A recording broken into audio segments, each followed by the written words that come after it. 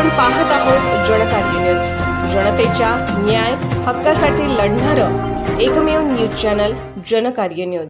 1972 साली कोल्हापूर नगरपालिकेचं महापालिकेत रूपांतर झालं आणि त्यावेळेपासून आजपर्यंत कोल्हापूर शहराची 1 इंच हद्दवाढ झाली।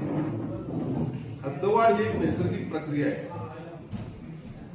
हद्दवाढ झाल्याशिवाय कुठल्याही शहराचा विकास होऊ शकत नाही, हे सिद्ध झालेलं आहे। महाराष्ट्रातील पाहिलं तर पुणे असेल, संभाजीनगर असेल, नाशिक, ठाणे, नागपूर या शहरांची अनेक वेळा हद्दवाढ झाली। त्यामुळं त्या ठिकाणी त्यांचा विकास झाला, विविध अम्युनिटीज त्या ठिकाणी त्यांना देता आल्या, इंडस्ट्री उभा राहिल्या, IT सेक्टर उभा राहिलं आणि कोल्हापूर शहराची हद्दवाढ व्हावी यासाठी सातत्यानं विविध आंदोलन होत आहेत। काही राजकीय हेतून त्याला विरोध होत होता, पण सन्माननीय मुख्यमंत्री देवेंद्र फडणवीस, उपमुख्यमंत्री नगर विकास मंत्री एकनाथ शिंदे साहेब, कैलासवासी अजितदादा पवार यांनी देखील सातत्यानं कोल्हापूर शहराची हद्दवाढ होणं गरजेचं आहे आणि सर्वांनी एक मताने हद्दवाढ करावी अशा पद्धतीचं आपलं म्हणणं मांडलं होतं। माझं देखील सातत्यानं मुख्यमंत्र्यांच्याकडे आलं होतं की आपण या ठिकाणी हद्दवाढ घोषित करावी। मुख्यमंत्री उपमुख्यमंत्र्यांचं म्हणणं असं होतं की सर्वांना विश्वासात घेऊन करू।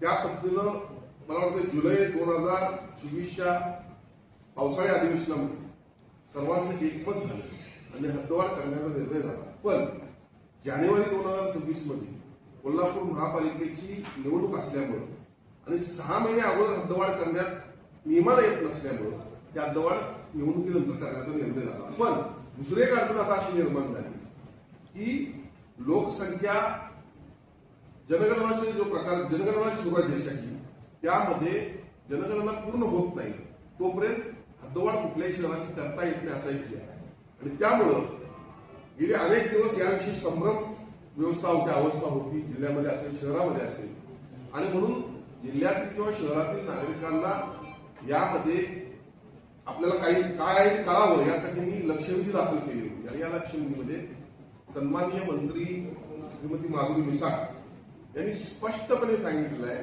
की 2027 मार्च नंतर आम्ही हद्दवाढ करू। त्यांनी ज्या वेळेला यानंतर होऊ असं म्हणलं त्यावेळी मी उपप्रश्न विचारलो 2027 नंतर नक्की होणार काय आणि त्यावेळेला मंत्र्यांनी एकदा बोललं किंवा मंत्र्यांकडनं वळवून घेतलं किंवा तो जनतेचा किंवा आमचा हक्क आहे। मला खात्री आहे 2027 मार्च नंतर या राज्याचे लोकप्रिय मुख्यमंत्री देवेंद्र फडणवीस साहेब, उपमुख्यमंत्री लोकप्रिय सन्माननीय नामदार एकनाथ शिंदे साहेब, श्रीमती सुनेत्रा पवार वहिनी या सर्वांनी मिळून हे सर्वजण मिळून या शहराची हद्दवाढ घ्यायची। जनकार्य न्यूजला लाईक करा, शेअर करा आणि सबस्क्राईब करा।